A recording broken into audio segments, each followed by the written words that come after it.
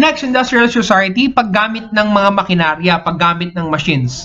Okay, uses advanced sources of energy rather than humans and animals to run large machinery. Kung nung horticultural, nung hunting and gathering society, nakadepende sila sa mga hayop, dito, nakadepende na sila sa industrial society sa mga makina. Okay, mas madali na nilang naitatravel ang kanilang mga pananim na hindi napapanis sapagkat meron ng sapat na sasakyan. Meron ng sapat na lugar na pag-iimbakan ng kanilang pagkain. Nagkaroon na rin ng mga factories kung saan sa mga factories na ito, mga makinang gumagana. At yung makina, mas napapabilis ang produksyon ng isang kinakailangang goods, kinakailangang pagkain ng mga nasa lugar na yan.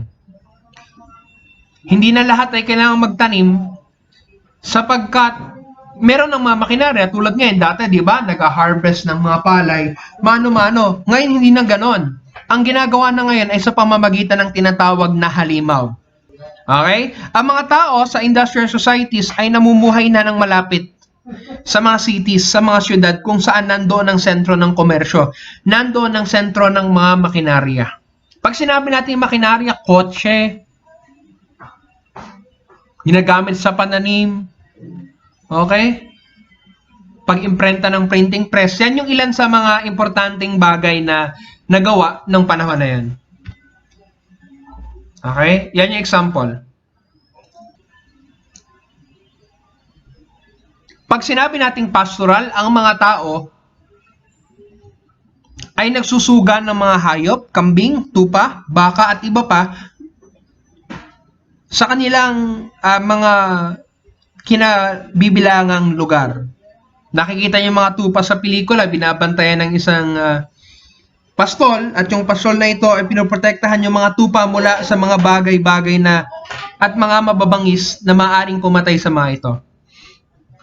Next, post-industrial. Sa post-industrial society naman, tao na ang ginagamit na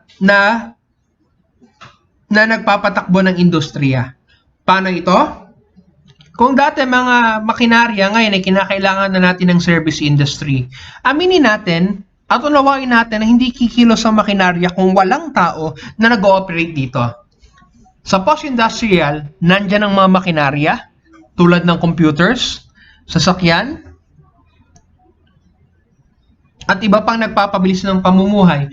Pero at the same time, kinakailangan ng tao. At yung mga tao na ito, nagbibigay ng kanilang service. Kaya nga meron tayong tinatawag na service-based industry.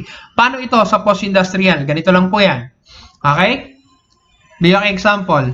May mga makinarya sa ating kinakainang mga paboritong fast food chains. Pero, hindi kayang iserve ng makinaryang mga ito ang ating mga pagkain. Kaya kinakailangan pa rin ng tao. Sa mall, merong bagger, merong cashier. Sa gasoline stations, merong mga nagagasolina. Sa business processing agencies, offices, business processing offices, may mga computers, pero kailangan ng mga tao na mag-ooperate sa mga computers na yon. So, ganun sa post-industrial. Machineries, mga kagamitan, na may kinalaman sa pagpapabilis ng trabaho, plus mga tao na nag-ooperate dito. Balikan lang natin. Balikan lang natin, Pag sinabi nating hunting and gathering, pamumulot ng mga pagkain, pangangaso. Horticultural, pagtatanim, pagbubungkal ng lupa. Agricultural, large scale na pagtatanim ng mga pagkain tulad ng mais at palay. Industrial, paggamit ng makinarya. Pastoral, pagpapastol ng mga hayop. Post-industrial, paggamit ng makinarya at paggamit ng mga tao. Kung gusto nyo maunawaan ang kinalaman ng mga bawat isang ito, balikan ninyo yung video na The Human Person in Society.